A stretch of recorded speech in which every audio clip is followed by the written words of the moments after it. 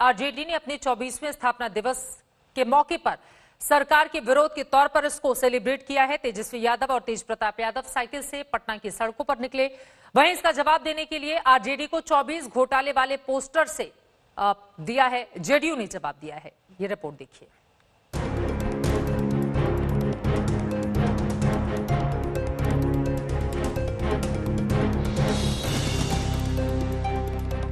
Cycle निकली है। लालू के दोनों लाल तेजस्वी यादव और तेज प्रताप यादव सियासी पैडल घुमा रहे हैं।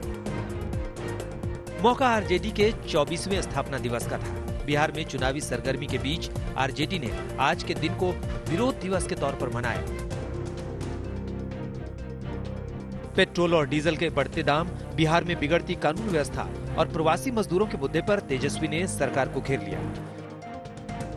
जिस तरीके से देश में पेट्रोल और डीजल की कीमतें बढ़ रही हैं, या फिर बिहार में कानून व्यवस्था का मुद्दा हो, या फिर प्रवासी मजदूरों का मुद्दा, जाहिर सी बात है विधानसभा चुनाव जो है वो कुछ ही महीनों में होने वाले हैं और ऐसे में आरजेडी कोई भी मौका नहीं छोड़ रही है सरकार पर हमलावर तेवर इख्तियार करने का। तेजस्वी और तेज प्रताप करीब 6 किलोमीटर साइकिल चलाकर पार्टी दफ्तर पहुंचे। लेकिन बड़ी बात यह रही कि लगातार दूसरी बार तेजस्वी ने 15 साल के लालू राबड़ी शासनकाल के दौरान हुई गलतियों के लिए माफी मांगी। हमने स्वीकार किया कि उन 15 साल में तेजस्वी तो था भी नहीं सरकार में, लेकिन फिर भी अगर हमसे कोई भूल हुई होगी तो हमको माफ कीजिए। लेकिन पटना की सड़क पर लगे एक पोस्टर से जेडीयू और बीजेपी गदगद दिखी। इस पोस्टर में आरजेडी के 24 साल 24 घोटाले का जिक्र था। राष्ट्रीय जालसाज पार्टी, यह स्वाभाविक रूप से राष्ट्रीय जनता दल के स्थापना दिवस के दिन नामाकरण, संपत्ति उनके नेता का और साथ ही साथ यह कहना कि अभी तो ट्रेलर है, फिल्म तो अभी बाकी है। राष्ट्रीय जनता दल एक परिवार के पॉकेट की पार्टी है।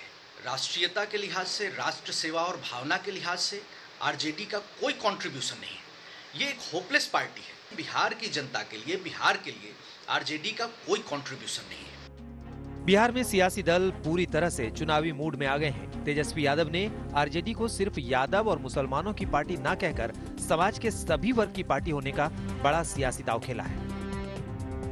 उनकी नजर दलितों और अगड़ी जाति को भी पार्टी से जोड़ने की है। वहीं 15 साल के दौरान हुई गलती को स्वीकार कर नई शुरुआत की रणनीति के साथ उतरे हैं। देखना होगा नीतीश इसका क्या काट निकालते हैं। पटना से रोहित सिंह के साथ आज तक ब्यूरो। कल से सावन का पावन महीना शुरू हो रहा है, लेकिन इस बार कोरोना के साए में शिव भक्तों को ज्यादा सावधानी बरतने की जरूरत होगी। अमरनाथ यात्रा इस महीने की 21 जुलाई से शुरू हो रही है। आज सुबह बाबा बर्फानी की पहली आरती हुई और इसी के साथ अमरनाथ श्राइन बोर्ड अमरनाथ यात्रियों के इंतजाम में जुट गया है। कोरोना काल में हो रही इस यात्रा के लिए श्रद्धालुओं के लिए नियम भी तय किए गए हैं, जिसका पालन अनिवार्य है।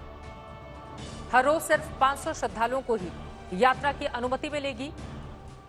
21 जुलाई से जिस अमरनाथ यात्रा की शुरुआत हो रही है, उसके लिए ये नियम निर्धारित किए गए हैं। इससे ज्यादा संख्या नहीं हो सकती है।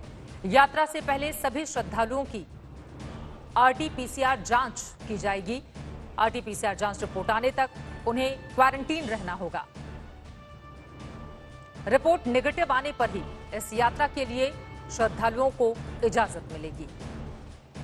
यात्रा के दौरान मास्क और सोशल डिस्टेंसिंग बेहद अनिवार्य होगा। इसका पालन अगर आप इस यात्रा में शामिल हो रहे हैं तो आपको करना ही होगा। इस बार सिर्फ बालटाल रूट से ही अमरनाथ यात्रा होगी, ये भी तय किया गया है। कोरोना के असर के मद्देनजर जिस तरह की स्थिति इस वक्त देश में बनी हुई है, ये नियम तय किए गए हैं।